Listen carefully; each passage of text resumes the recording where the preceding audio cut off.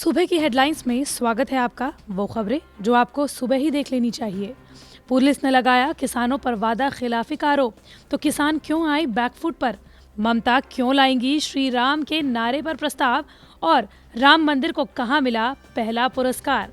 इसी के साथ अमेरिका में हिंसा के गहरे काले बादल क्यों छाए हुए हैं?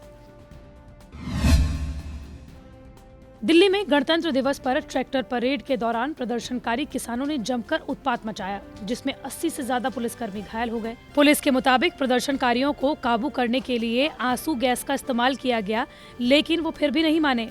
दिल्ली में हुई इस हिंसा के बाद पुलिस कमिश्नर एस.एन. श्रीवास्तव ने किसान नेताओं पर विश्वासघात का आरोप लगाया। उन्होंने कहा कि किसानों ने पुलिस के साथ विश्वासघात किया।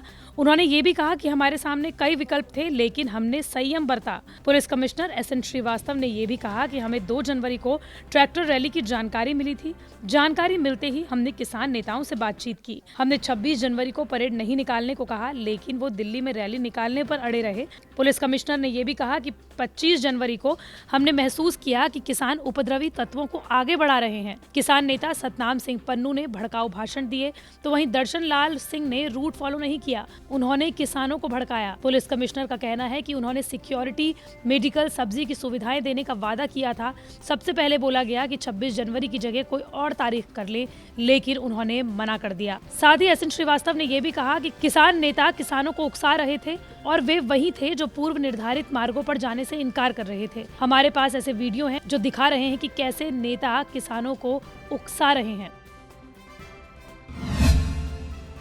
ट्रैक्टर परेड में हुई हिंसा के बाद कृषि कानूनों के खिलाफ आंदोलन कर रहे किसान संगठन बैकफुट पर आ गए हैं। किसान संगठनों ने 1 फरवरी को प्रस्तावित संसद मार्च को स्थगित कर दिया है। 26 जनवरी को दिल्ली में हुए बवाल के बाद सिंघू बॉर्डर पर पत्रकारों से बातचीत करते हुए किसान नेताओं ने संसद मार्च स्थगित करने की घोषणा की। उन्होंने कहा कि अगला कार्यक्रम अगली मीटिंग में तय किया जाएगा। किसान नेताओं ने सरकार पर साजिश के तहत आंदोलन में फूट डालने की कोशिश का आरोप लगाते हुए दावा किया कि किसानों ने शांतिपूर्वक आंदोलन किया। उन्होंने ये भी कहा कि गणतंत्र दिवस की ट्रैक्टर रैली के लिए हमने 5 रूट तैयार किए थे। इसे बदनाम करने के लिए एक ने पहले दिल्ली के अंदर प्रवेश करने का ऐलान किया और ये भी तय किया कि हम लाल किला जाएंगे। साथ ही ये भी कहा गया कि जहां से बोला गया था पुलिस ने वहां से गिरफ्तार नहीं किया। बोल दिया गया कि सीधा जाओ, दिल्ली की तरफ जाओ।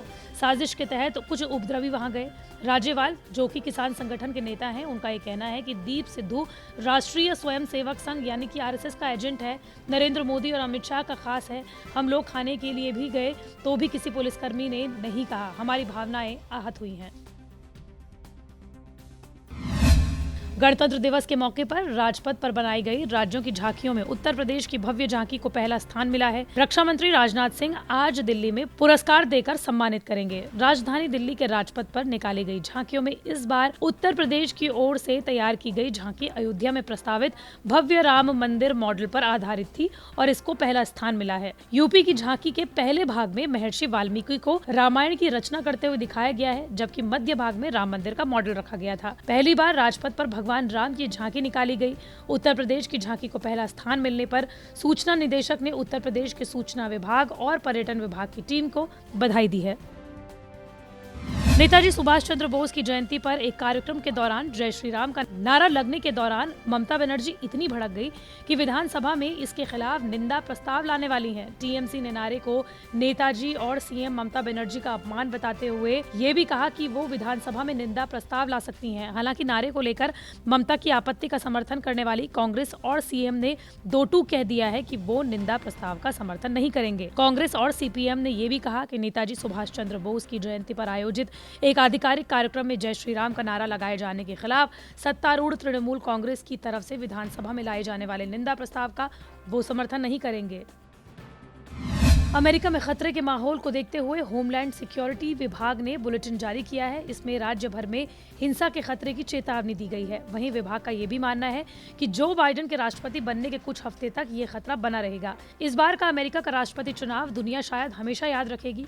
पिछले साल 3 नवंबर को हुए चुनावों में जो बाइडेन को जीत मिलने की पुष्टि के लिए संसद का सत्र चल रहा था और तभी डोनाल्ड ट्रंप के समर्थकों की भीड़ ने राजधानी वॉशिंगटन में उत्पात मचाना शुरू कर दिया। स्थिति से निपटने के लिए कई घंटों का लॉकडाउन लगाना पड़ा। इस घटनाक्रम में 5 लोगों की मौत हो गई।